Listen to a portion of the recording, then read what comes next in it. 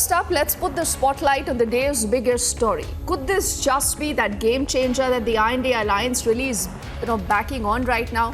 For some time around, you've heard a lot of conversation, a lot of chatter about a caste survey. And this started from Nitish Kumar, the Chief Minister of Bihar. Now, he began this survey sometime in the month of January. And now, earlier today, the first results of this survey have been released. Now, the Nitish government releasing those surveys has put out certain data. It was released by the Bihar Chief Secretary. And this survey says that the number of the backward classes, that is the OBC, is slightly more than 63%. So this includes the OBC, the EBC and the MBC vote bank. This total amounts to about 63%. The scheduled caste is about 19.65% according to this particular survey. Scheduled tribe is at 1.68%. The total number of upper caste, in fact, that has been a steadfast vote bank of the BJP in particular is at a 15.52%. Now, what happens once this data is announced? The Nitish Kumar government says that in the next few days, they will study these figures. And on the basis of this, they say, we will ensure that there are equal representations and equal rights given to those communities that haven't been able to get the benefits of development. Not just that, this has become a huge political talking point also, as a number of BJP leaders have hit out at Nitish Kumar. Now, what they say is that this is a move that divides the country, and that is the reason why this is not something that a new India would really want. Before we get you more details on what could be the political implications of this entire survey and how possibly this could be dealt with different political parties, particularly in the I.N.D.I alliance, what is going to be the BJP's response to it? Let's put out more data and reactions we've heard from the Bihar government earlier. Bihar विधानमंडल के द्वारा दिनांक 18 फरवरी 2019 को राज्य में जाति आधारित गणना कराने का प्रस्ताव पारित किया गया। इस संबंध में 2 जून 2022 को मंत्रिपरिषद का निर्णय हुआ कि ये कराया जाएगा, और कराए जाने का ये था कि विभिन्न जो सामाजिक आर्थिक जो पहलू हैं बिहार के, उसका एक गणना कराया जाए और उसके बाद हम लोग उसका पूरा रिपोर्ट तैयार करें।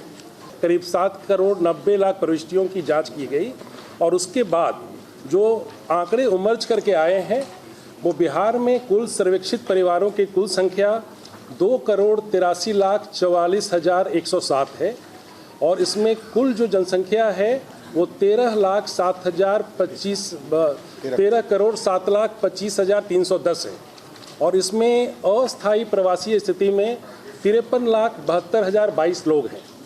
इसी तरह से हम लोगों ने पूरे राज्य में जो फिगर्स हैं उसको संकलित करके पुरुषों की संख्या 4 करोड़ 41 लाख के करीब है, महिलाओं की संख्या 6 करोड़ 11 लाख के करीब है, और अन्य में हमारे 82,836 हैं। जो हमारा जेंडर रेशियो है, लिंग अनुपात है, वो 1000 पुरुष पे 953 महिलाएं पाई गई हैं। And before we get you more reactions from different political parties across both the sides of the aisle, I also get a conversation, our colleague Prakash, who's joining us live right now. Now, Prakash, Nitish Kumar really believes that he is the champion of what many are calling now is Mandal 2.0. But then you have a lot of contrarian views also being raised on the fact that why is Nitish Kumar just hell-bent on ensuring that there is a caste survey? Why is he wanting to divide everyone on the basis of caste? Now, where does this really take us in the politics of the state of Bihar and in the big picture in the run-up to 2024? Well, it is very simple politics. In the run-up to 2024 Lok Sabha elections, in order to counter the Hindutva plank of BJP, a narrative of caste is being created. And the socialist parties, including Akhilesh Yadav, Nitish Kumar, Lalu Yadav, very well understood that in order to counter the rising popularity of Narendra Modi and the BJP, the way they have penetrated through all sections of the society, they have to penetrate through caste. And now, this is, as you rightly pointed out, it is Mandal 2.0, and that is why the caste survey was done and the caste counting was done. Now, in this particular segment, 36% are the EBC. I want you to correct those figures.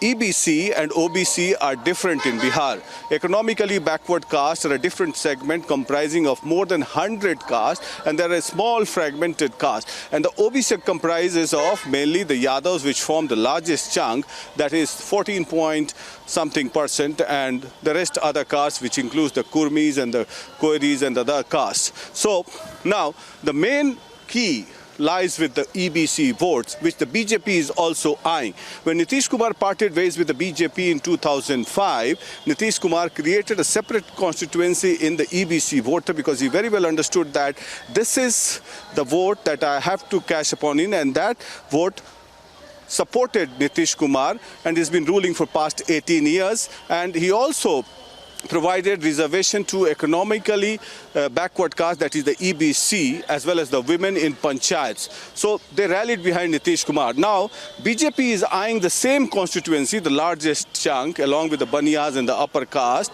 And the EBC, the Prime Minister's Bishkarma Yojana is an effort in that direction, because the Bishkarma Yojana is a step to woo the EBC voters, because in India, if you go to any particular state, there are certain traits belonging to certain castes all over India, whether it be the cobbler, be it the nais, be it anybody, be it the domestic helps, the halwai caste, so those who cook. So that is the aspect. Now we'll have to wait and watch. He has convened an all-party meeting tomorrow at 3 p.m. to devise a certain programs and policy. It may be reservation, extending the reservation, it may be certain programs and policy which he had already thought of, and just he will take an idea of the all-party political party leaders and thereafter implement. So it will be very interesting as to how the BJP is going to counter this. But yes, Prime Minister Narendra Modi had apprehended it already, and that is why he launched the Prime Minister Bishkarma Yojana. And we'll have to wait and watch what Nitish Kumar and Lalu Yadav has up in his sleeves. Back to you. Oh yes, and somewhere, Prakash, I think what you have said is so very important, because clearly there is a larger message going out from the I.N.D.I alliance to the NDA that this is how we'll play the elections in the run-up to 2024. Now, the BJP for some time around has been using that Hindutva vote bank plus the social engineering, where they've weaned in a lot of this OBC voter, that according to the 1931 census was close to about 53%. But in these figures today that have been put forward by the Bihar government, Prakash, this is at a staggering 63%. And could this mean that there could be similar demands now raised in a lot of other non-BJP ruled states to have a caste census, to have a figure like this, or a survey perhaps? Certainly, because in the Hindi heartland, it is mostly the OBC dominates the population. Now, the most important aspect is that even in UP, if you look at UP elections last year, the similar kind of efforts were made by the Samajwadi Party, and they tried to rally around the OBC leaders like Om Prakash Rajbhar, Swami Prasad Maurya, but it did not work out, because therein you had a leader like Yogi Adityanath, who at the same time represents both the Hindutva plank. He was the face of development, he was the face of integrity, so which transcended beyond caste, and it penetrated into all castes, and there was in a way for Yogi Adityanath.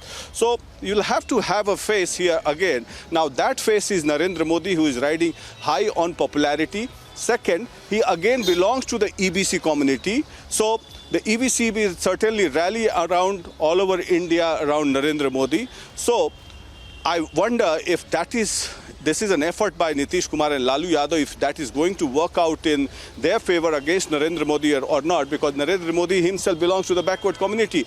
He is the face of development, he is the face of India, if you look at the popularity. So on all count, he is ahead of all these leaders. So he has the potential to penetrate into all castes, he has the potential to break into the caste barrier.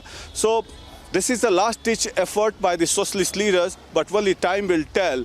And if I have to say something, then the EBC are slowly and gradually penetrating towards the BJP because of Nitish's flip-flop attitude. Once it was the core voter of Nitish Kumar, he has done tremendous work for the economically backward caste. He created a constituency in the EBC and the Mahadalits, but over a period of time, 20 years is a long time, there's a fatigue factor as well as anti-incumbency. Narendra Modi is riding high on popularity.